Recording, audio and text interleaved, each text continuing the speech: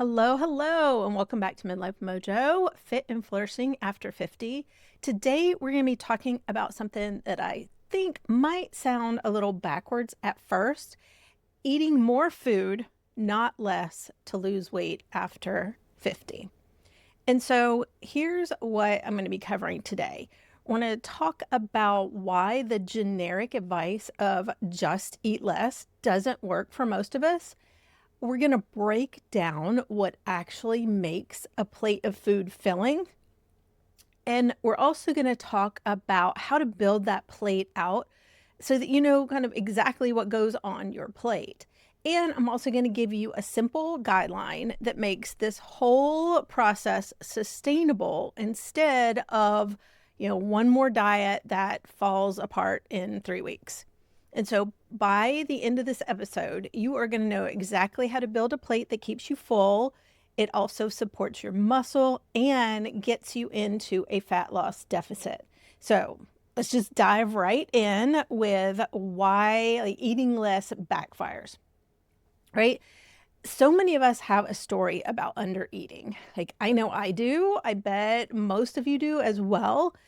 Back in the 90s, if I can remember back that far, I worked in corporate health promotion and I watched over and over women trying to lose weight by barely eating.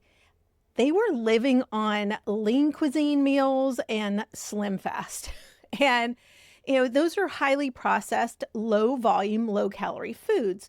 And then here is what happened just about every single time. They were hungry all day long, hangry. And then they'd be able to white knuckle it for a week, maybe 2 weeks, and then they would just give in and go ham and eat everything in sight. And then they feel awful, but physically and emotionally, and that just set them up for a roller coaster of restrict, binge, crash, repeat. And the big problem was that their deficit was built around low volume, low nutrient foods that were also low calorie, but left them hungry and undernourished at the same time. And so, I've had my own experience with this. I really love food. I love it. I love chocolate. And if I had tried to get lean enough to step on a competition stage to do a bikini competition just by following the generic eating less, advice, it never would have worked. I would not have been able to stick to it. And even if I had stuck to it, just white knuckled it, it wouldn't have stayed off, right? During my competition prep time, my goal for protein was about, 120 to 140 grams and about 25 to 30 grams of fiber a day. And it was usually on the higher end of both of those. And with the calorie level I was at, it was a lot of food. I remember on more than one occasion getting to the evening and still having 2 full meals to eat and actually complaining about having to eat more food. And then also you couple that with your brain. My brain was conditioned to think there's no way you are going to lose fat eating so dang much. But I trusted the process. And after my last competition, I did a reverse diet to get back to a sustainable level of calories, not staying in a calorie deficit, and get to a body fat level that I feel best at.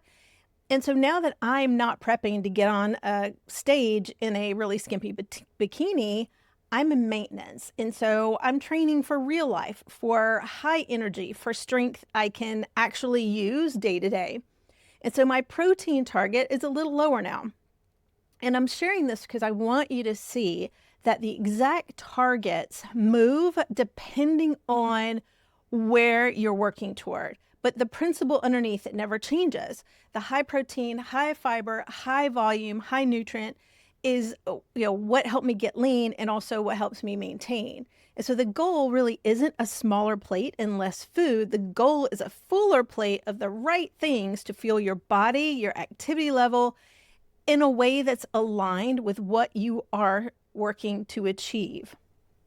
And so let's get into a little bit of the science for just a second, because I think this may be the part that can help kind of change how you look at your plate forever. And there are three things that help drive how full you are after a meal, and that's protein, fiber, and water content. So those are the three I'm talking about today. Protein is highly satiating, gram for gram, and it actually triggers hormones in your guts like GLP-1 and peptide YY. And those are the things that send a signal to your brain saying, hey, we're satisfied here, we're good. Fiber adds bulk to your food without adding a lot of calories. So your stomach actually physically stretches and fills up without the calorie count going up very much at all. And then water-rich foods, they do something similar. Things like cucumbers, zucchini, broccoli, leafy greens, they're mostly water, which means that you can eat a bigger volume of them for very few calories.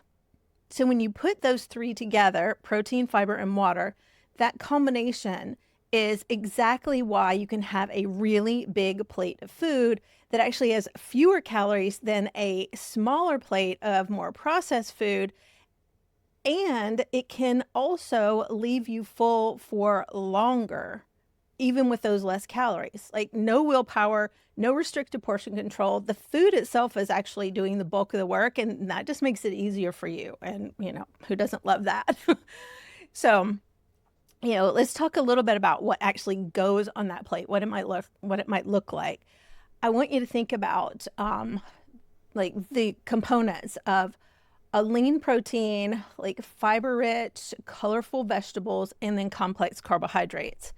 And so thinking about having some sort of protein at every meal, chicken, eggs, fish, Greek yogurt, those kind of things.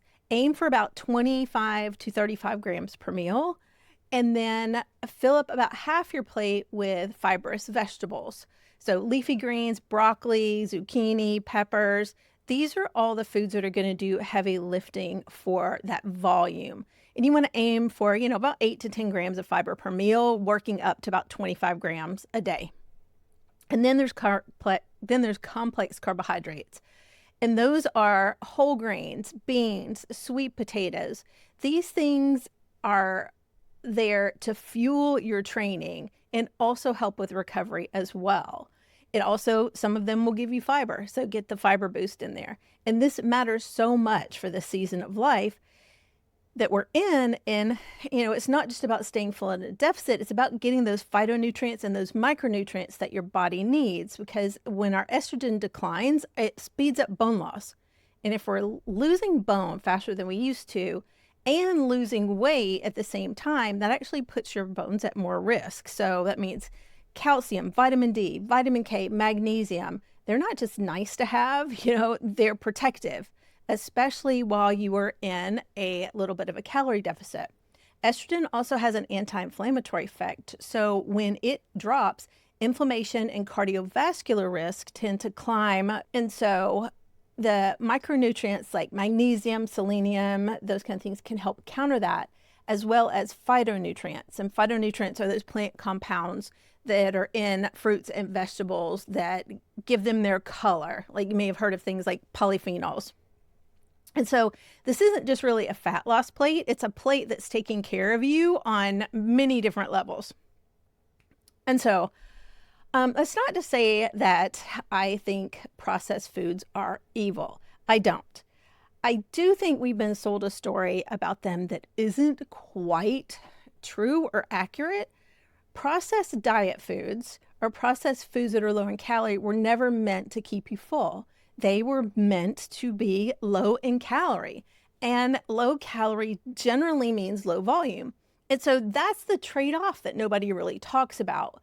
Whole foods give you more food for the same amount of calories, plus they keep the fiber and the water content that the processed versions tend to strip out, along with some of the nutrients. And so, is it okay to grab a protein bar or have a protein shake? Absolutely, yes. But the whole foods, the high volume foods, should be the default, not the backup plan, So you don't want to have those processed foods as the bulk of your diet. All right, and so this is a part that actually makes it sustainable, though, instead of one more diet or way of eating that you have to white knuckle it for a couple of weeks and then abandon. And I just follow the 90-10 rule. 90% of your meals follow everything we just talked about: protein, water, fiber rich foods, complex carbohydrates, a full plate every meal. 10% of the time, you eat the fun foods. You have the chocolate, you have the treat, you go and have a meal out with the people that you love, whatever fun food means for you. And so thinking about like 90-10, I want to make it a little bit more concrete by giving you some specific examples because it kind of sounds pretty abstract. So let's say you're eating 3 meals a day plus a snack. So that's 4 eating occasions a day, and then 7 days in a week. So that's 28 eating occasions over the course of a week. 10% of 28 is roughly 2 to 3. And so that's not 10% of every single day. It's about 2 or 3 slots, eating occasions across your whole week where the fun food fits in. And so, like, what does that look like? Sometimes it's just like an add-on, like a dessert, having a couple of squares of a really good dark chocolate after dinner, or having a glass of wine when you're out with friends. Sometimes it's a meal in itself, like pizza night or like brunch with a mimosa instead of your usual protein forward breakfast. And so sometimes it can even be just like changing up your snack with a delicious cookie instead of your usual Greek yogurt. Like, none of this is bad, but what you need to keep in mind is the other 25 eating occasions, like that is where you are having that protein, fiber, complex carbohydrate, water-rich foods, a full plate. And then you have 2 to 3 fun ones, that fit in the overall week. And then I'd really, if you want to give this a try, I'd encourage you to decide what those times are at the beginning of your week, like pre-decide rather than waiting to decide in the moment. Because if you wait until you're standing in front of a dessert table, it's really easy to tell yourself, oh, I've earned it because I've had a really hard day, or I've earned it because I've been really good all week, or I'll make up for this tomorrow. Like, that's bargaining, and that bargaining turns back into that restrict, binge, crash cycle that we talked about earlier. And so deciding ahead of time takes that bargaining out of it completely. You already know pizza night is Friday night. There's nothing to earn back. There's nothing to make up for, right? And here's the point of that 10%. It's not cheating. All foods can fit. So you're not white knuckling anything. You're not relying on willpower because nothing is forbidden. And so let's go back where we started. Those women in the 90s that I watched live on lean cuisine and slim fast, they had 0 flexibility and 100% restriction. And that's exactly why it never lasted for them. And the women who actually keep the weight off long term aren't the ones who are perfect with an iron will or have some special metabolism, right? They're the ones who built in room for real life, because real life happens. And so we started with why eating less alone backfires, especially when it's built on low volume and processed foods. We talked about 3 things that actually make food filling: protein, fiber, water. And then we built out a plate together, like lean protein, fibrous vegetables, complex carbohydrates. We talked about why whole food should be your default. And then we closed with that 90-10 rule, which really is what makes all of this something you can actually live with and not just survive for a couple of weeks. And that's because body transformation or body recomposition, which is building and maintaining muscle while losing fat, it really isn't necessarily about eating less, right? It's about creating a small calorie deficit, but it's also eating more of the right things so that you are in a small deficit, but you don't feel starved all the time. And you're getting enough nutrients. So I got lean enough to step on a competition stage, and I've kept it off because I built my plan around volume and satisfaction, not deprivation and forbidding certain kinds of foods. And so That's not just, a lucky exception. It's just the actual mechanism of it all. And I trusted the process. And I stuck with it long enough to get the results that I was after. And so here's the one thing for you to try in the next 24 hours if you're up to it.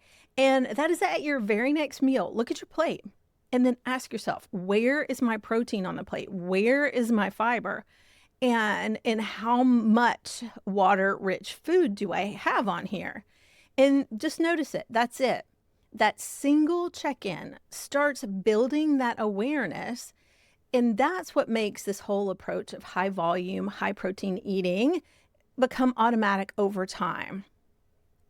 So if you want the full framework laid out for you, this is what's in my Lean and Strong checklist. The link is in the description. So it's free. So go grab it if you haven't already. And until next time, get out there and keep your mojo rising.